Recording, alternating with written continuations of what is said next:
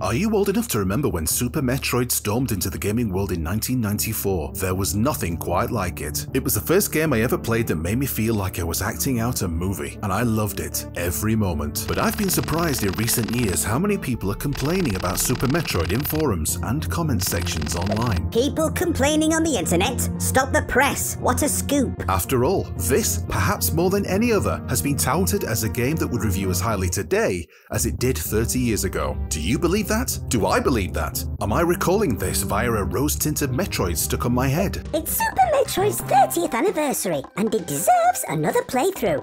But from fanboying way too hard to almost rage-quitting at one point... Oh, we'll get to that later. What a loser. The journey ended up being about as smooth as Samus' escape from the Ceres space colony. Perhaps we can learn what makes Super Metroid so special in the eyes of some, but also what's holding it back in the eyes of others. I know where I stand. Me too!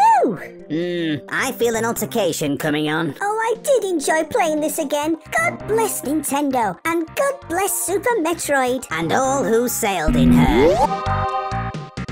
If I'm gonna do this, I'm gonna do it right. I donned a quality headset, turned off the lights, and fired up the game.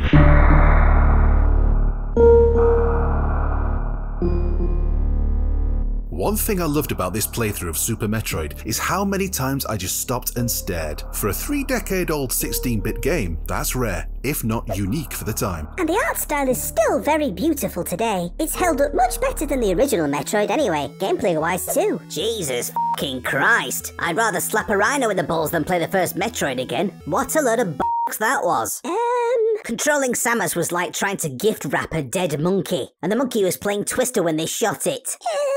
I'm sorry, everyone. Don't apologise to them. They know what this is. These horns on my head aren't coat hooks, you know. Fine, I'll tone it down. The original Metroid is a silly game and isn't very enjoyable to play. I would rather have a nice cup of tea and an Oreo instead of playing it. Never a happy medium. People don't hit the like button for medium, Hev. Oh, that reminds me. Hit the like button, everyone. Let's wrangle that algorithm. Yes, thank you everyone who hits the like button, but can we get back on topic? As I landed on planet Zebes in the pouring rain, that famous Metroid feeling of isolation hit me. I always thought Metroid games are at their absolute best when Samus is totally alone. Yeah, don't expect to see Metroid Other M on this channel anytime soon. All Samus has to keep her from death is her ship, which you immediately leave behind, the power suit that envelops her, and a very particular set of skills. I'd also forgotten how elemental the different locations were. The fiery chasms of Norfair, the open air of Crateria, the overgrown earth of Brinstar, and the watery depths of the Meridia. Oh, and, Torian is space, or energy, metal space, or something. Brilliant. It's also a game that can spin from being serenely calm or apocalyptically chaotic in a matter of seconds. Boss battles don't often have the kind of grandiose entrances seen in Zelda games, for example. You can find yourself dropped into one seemingly out of nowhere, adding to the sense of unease as you tentatively explore the map. Holy shit! Phew! It's a good job I can keep my cool. Super Metroid is more than a game, it's an emotional journey. One of the most impressive things about it, even decades later, is that outside of the opening cutscene, it does almost all of its storytelling through gameplay. There's no talking, little text.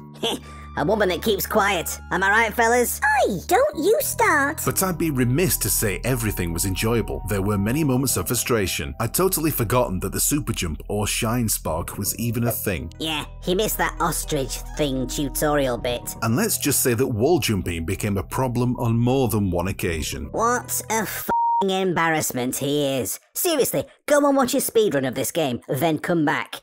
Pathetic. And I'm not sure if I was missing something, but trying to jump out of the quicksand nearly made me launch the controller and quit. There were moments when I backtracked, only to recall on arrival why the area was impassable in the first place, something that needs to be recalled from memory alone. Sometimes I fell through the floor and had to traverse all the way back around again because I didn't x-ray every single room on arrival. Moments staring at the map, wondering where the hell to go next, and being totally unprepared for certain boss fights. See, this is why people complain. Having an unforgiving wall jump isn't a skill gate, it's just an annoyance. An annoyance admitted by the fact that future Metro games made this all significantly more forgiving. Don't you think it adds to the experience though?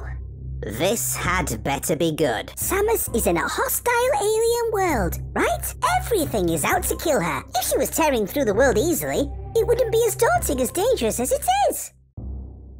Go on. So, gating things like wall jumping and screw attacks behind a slightly raised skill level makes them all the more satisfying to learn and master. Adding to that feeling of Samus, and by extension the player, is getting stronger as the planet becomes increasingly more aggressive towards her. If it's so rewarding, why not gate everything at higher skill level then? Well, obviously there's a ceiling to this idea. I'm not suggesting everything should be more difficult. That would make basic exploration a chore. But it's not the execution that makes the experience. It's how you acquire the items and skills and the obstacles they overcome. That makes the game. Makes most games, actually. Not always. How unsatisfying would it be to perform a lengthy combo in a fighting game if it was just mapped to a single button? Well, how about we make Samus's standard jump button the Konami code instead then? Why don't we just have a straight path to the mother brain? Why don't you just lock everything behind a solid white Rubik's Cube? Why don't we just press A to win? Why don't you shut the up?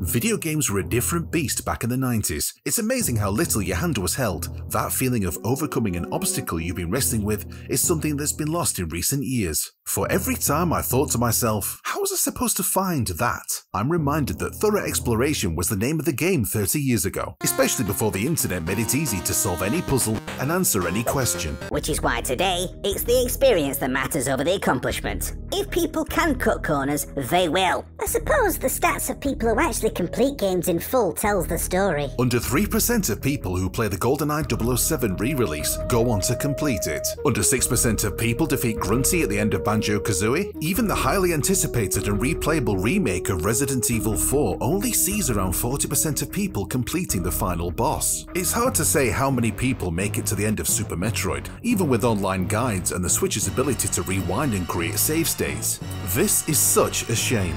Some of my favourite moments come towards the end of the game. I'll never forget the baby Metroid sacrificing itself to protect Samus, and the realisation that it's gifted as the Hyper Beam so we can smack the hell out of the Mother Brain.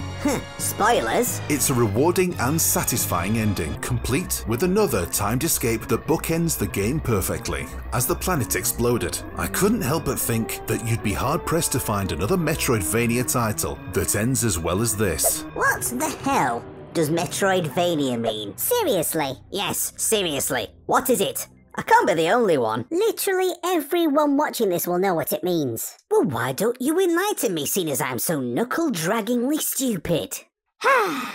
It's a combination of the words Metroid and Castlevania, the two gaming franchises most synonymous with popularising this style of game. The style of gradually unpicking a non-linear interconnected world, usually via new items and abilities. No, you mean a Castleroid game. No one says Castleroid. Don't they?